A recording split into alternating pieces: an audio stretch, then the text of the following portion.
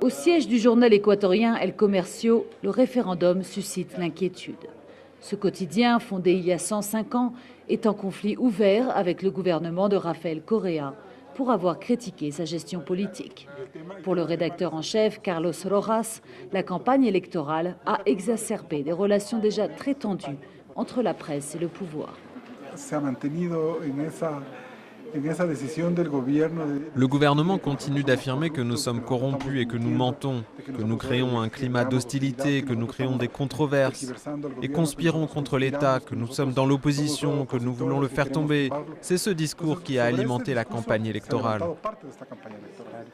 L'un des objectifs de l'État, c'est de créer un organe de régulation des contenus médiatiques. Une institution chargée de surveiller les possibles excès de la presse. La création de cet organe de contrôle sera inclue dans un ensemble de réformes soumises au référendum le 7 mai prochain. Certains médias prétendent qu'ils font leur travail au nom des citoyens, mais en fait ils exploitent certains faits divers.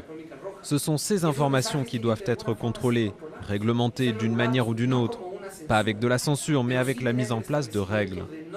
Parmi les thèmes à réguler, selon l'État, la discrimination, la sexualité ou la violence. Des sujets sensibles qui pourraient choquer l'opinion publique. L'éditorialiste du Comercio redoute toutefois des dérives. C'est un risque si c'est le pouvoir qui contrôle, si c'est le pouvoir qui sanctionne la presse libre. Que va-t-il se passer quand la presse libre tentera de dénoncer ce pouvoir, lorsqu'elle tentera de mener ses propres enquêtes?